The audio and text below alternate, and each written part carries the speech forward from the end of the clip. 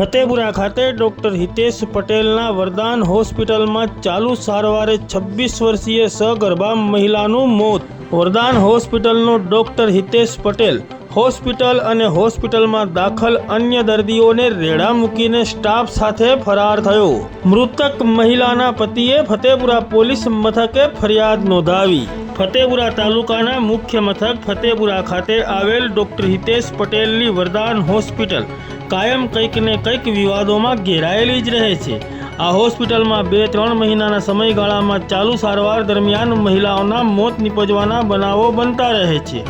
હાલમાં 3 મહિના અગાઉ ફતેપુરા તાલુકાના એક ગામની મહિલાનું આ જ હોસ્પિટલમાં ચાલુ સારવાર દરમિયાન મોત નિપજવાની ઘટનાની શાહી તો હજી સુકાઈ નથી, ત્યાં ફરી વધુ એક કિસ્સો સામે આવ્યો છે અને સમગ્ર ફતેપુરા તાલુકામાં આ ડોક્ટર હિતેશ પટેલની લાયકાત ઉપર સવાલો ઉઠવા પામ્યા છે।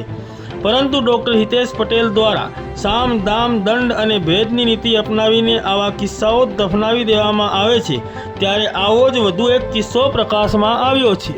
ફતેપુરા તાલુકાના વાંગડ ગામના 28 વર્ષીય યુવક અશ્વિન નારસિંગ પારગીનું આજથી 1.5 વર્ષ અગાઉ ફતેપુરા તાલુકાના નિંદકા પૂર્વ ગામે ચાંદલી ફળિયામાં રહેતી મીનાક્ષી સાથે લગ્ન થયા હતા।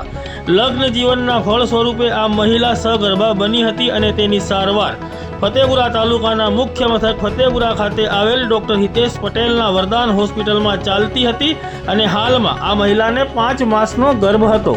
ત્યારે તારીખ 25 એપ્રિલ 2024 અને ગુરુવારના રોજ વહેલી સવારે 5 વાગ્યે ફતેપુરા તાલુકાના વાંગડ ગામની આ 26 વર્ષીય સગર્ભા મહિલાને ગુપ્ત ભાગે લોહીનો પ્રવાહ ચાલુ થતાં 108 એમ્બ્યુલન્સ મારફતે ફતેપુરા ખાતે આવેલ ડોક્ટર હિતેશ પટેલની વરદાન હોસ્પિટલ ખાતે સારવાર માટે દાખલ કરવામાં આવી હતી।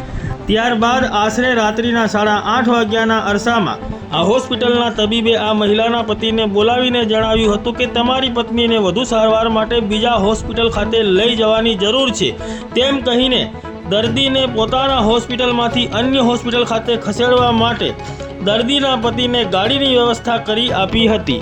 તે વખતે આ મહિલાને ગાડીમાં બેસાડવા માટે લઈ જવા આ મહિલાને ઉઠાડતા આ મહિલા બોલતી અને ચાલતી ન હતી અને શ્વાસ પણ લેતી ન હતી, જેથી આ મહિલાના પતિને શક જતા આ બાબતે ડૉક્ટરને જાણ કરી, ત્યારે તે સમયે તબીબને મહિલા દર્દીનું મોત થયું હોવાનું મહિલાના પતિને જાણ થઈ ગઈ હોવાનું માલુમ પડતા તરત જ આ તબીબ હોસ્પિટલ અને હોસ્પિટલમાં દાખલ અન્ય દર્દીઓને રેડા મૂકીને ફરાર થઈ જવા પામ્યો હતો। ત્યારે આ મૃતક મહિલાના પતિએ પોતાના પરિવારજનોને બોલાવ્યા હતા અને આ યુવકના પરિવારજનોએ આવીને જોતા આ 26 વર્ષીય મહિલાનું મોત નિપજ્યું હોવાનું માલુમ પડ્યું હતું, જેના પગલે આ મૃતક મહિલાના પતિએ રાત્રે 10 થી 10:30 વાગ્યાના અરસામાં ફતેપુરા પોલીસ મથકે પહોંચીને આ બાબતની લેખિત ફરિયાદ નોંધાવીને પોતાની પત્નીના મોતનું ચોક્કસ કારણ જાણવા માટેની રજૂઆત કરી હતી। ઘટનાની ગંભીરતાને સમજીને ફતેપુરા પોલીસ મથકના પીએસઆઈ જે.બી. તડવીએ તાત્કાલિક પગલાં લઈને ફતેપુરા પોલીસ સ્ટાફના માણસોને સાથે રાખીને તેમજ ફતેપુરા મામલતદારની ટીમને સાથે રાખીને ફતેપુરા ખાતે આવેલા ડોક્ટર હિતેશ પટેલના વરદાન હોસ્પિટલ ખાતે પહોંચ્યા હતા અને લાશનું પંચનામું કરીને લાશને ફોરેન્સિક સાયન્સ પોસ્ટમોર્ટમ માટે આગળ મોકલવાની તજવીજ હાથ ધરી છે, તેમજ આ ફરાર તબીબને શોધી કાઢવાના ચક્રો ગતિમાન કર્યા છે। ત્યારે હાલમાં તો ફતેપુરા પોલીસે આ સમગ્ર બાબતે અકસ્માત મોતના કાગળિયા કરીને આગળની કાયદેસરની કાર્યવાહી હાથ ધરી છે।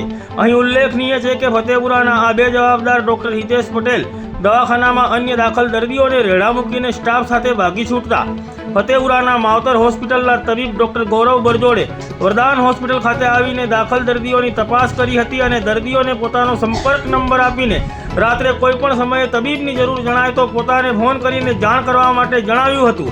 રાત્રિના સમયે આ દવાખાનામાં 2 દર્દીઓ દાખલ હતા, જેમાંથી એક દર્દી સારવાર પૂર્ણ થઈ ગઈ હોવાનું જણાવીને પોતાની મરજીથી ચાલ્યું ગયું હતું, જ્યારે અન્ય એક દર્દી સિઝેરિયન ઓપરેશન કરાવેલ હોવાથી દવાખાના ખાતે જ રહ્યું હતું। સમગ્ર ઘટનાની જાણ ફતેપુરા નગરના તેમજ આજુબાજુના લોકોને થતાં ફતેપુરા ખાતે આવેલ ડોક્ટર હિતેશ પટેલની આ વરદાન હોસ્પિટલ ખાતે લોકટોળા ઉમટી પડ્યા હતા।